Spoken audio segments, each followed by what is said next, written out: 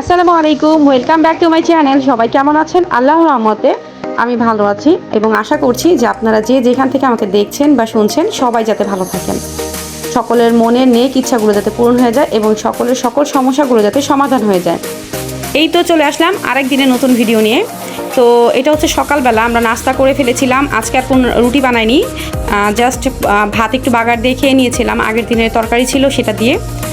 তো ওর বাবা নাস্তা করেই জলদি করে বাজার দিয়ে চলে গিয়েছিল। তো বাজার আজকে এনেছিল একটু গরুর মাংস আর আপনার মিক্স করে ওই গরুর দুটা মাথা একসঙ্গে নিয়ে আসছিল।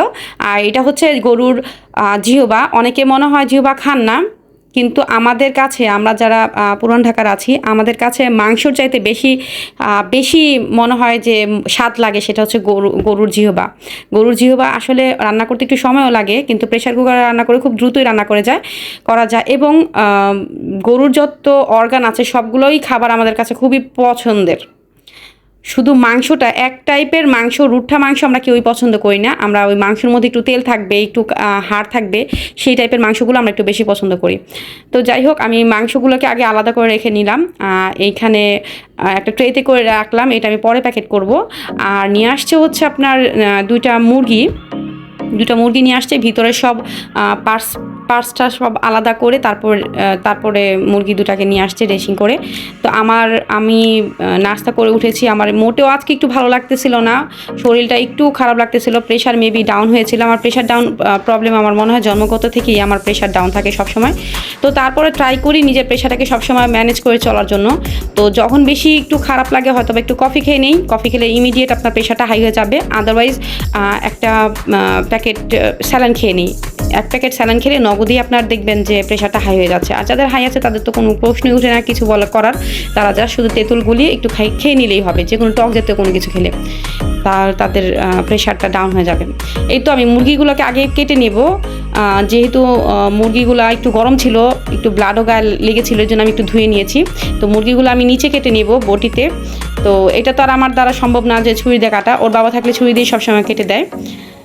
তো আমি এখন আগে মুরগিগুলো কেটে তারপরে ধুয়ে নেব, তারপরে একসঙ্গে সব প্যাকেট করে তারপর রাখবো। আমি কি করি, সবসময় বাজার আনলে সুন্দর করে কেটে তারপর প্যাকেট করে ধুয়ে তারপর প্যাকেট করে রেখে দিই পানি ঝরিয়ে। এতে কি হয়, আপনার যখন মাংস বা মাছের মধ্যে বিন্দু পরিমাণ কোনো পানি থাকবে না, কোনো ব্লাড থাকবে না, সেই মাংসটার স্বাদও অনেক বেশি থাকবে। এবং আপনার পানি না থাকলে কি হয়, তাড়াতাড়ি বরফটা ছুটে যায়। রান্না করার জন্য যখন আপনি নামাবেন, রাখার সঙ্গে সঙ্গে পানিতে একটু ভিজিয়ে রাখলেই দেখবেন যে ছুটে গেছে। আমি পানিটা ঝরিয়ে একটা ভান্ডতে করে স্ট্রেনারে একটু পানি ঝরিয়ে নিই, তারপর দেখবেন আপনি যদি ফ্রিজে রেখে দেন তাহলে খুব দ্রুতই আমাদের বরফটা ছুটে যায়, রান্না করতে সুবিধা হয়। তো এই তো মাংসগুলো কেটে নিয়েছিলাম, ফ্যামিলি সাইজ করে নিয়েছিলাম। আমরা ঠিক যেরকম সাইজ পছন্দ করি খেতে সেই সাইজে করে নিয়েছি। আর বুকের যে মাংসগুলো আছে, বুকের হাড় বাদে যে মাংসগুলো, এই মাংসগুলো আমি সব আলাদা করে রাখি সবসময়ই। মুরগি আনলে, আস্ত যদি মুরগি আনে তাহলে আর পিস করে আনলে তো তখন আর বলার কোনো উপায় থাকে না। আর যদি আস্ত আনে তাহলে আমি অবশ্যই বুকের পিসগুলো আলাদা করে রাখি। এখানে 2টা মুরগির 4টা পিস হয়েছিল। এইগুলো আমি বিভিন্ন নাস্তার আইটেম বা রাইস রান্না করি বা মোমোস রান্না করি বা নুডলস রান্না করি, সেগুলোতে আমি এই বুকের মাংসটা দিই, যাতে এটার মধ্যে কোনো হাড় থাকে না, বাচ্চাদের জন্য খেতে খুবই সুবিধা হয়।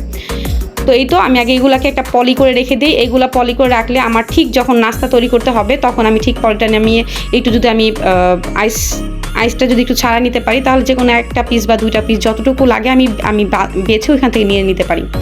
তো ওইটা আমি পলি করে রেখে দিয়েছি। আর এখন হচ্ছে আমি এগুলোকে ভালো করে ধুয়ে আমি আমার একদিনের জন্য যতটুকু লাগে মাংস ঠিক কতটুকু করে প্যাকেট করে রাখবো।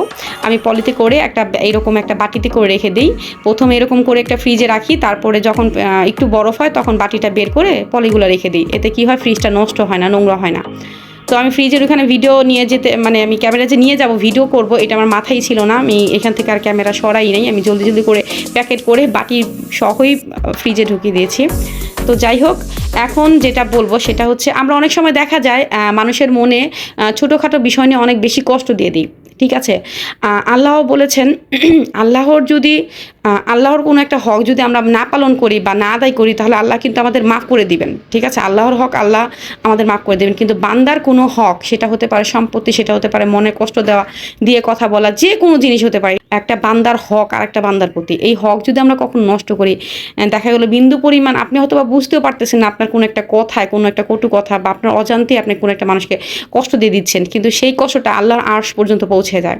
তো আমরা সবসময় ট্রাই করব, আমরা যেহেতু অনেক সময় অনেক উচিত কথা বলে ফেলি বা অনেক কিছু বলে ফেলি, কিন্তু আমরা এটা বুঝি না যে আমার সামনের মানুষটা কথাটা কীভাবে নিচ্ছে। সবসময় ট্রাই করব কারো মনে কষ্ট না দিয়ে, কারো হক নষ্ট না করে, কারো সম্পত্তি ভোগ না করে, যাতে নিজে কীভাবে ভালো থাকা যায়।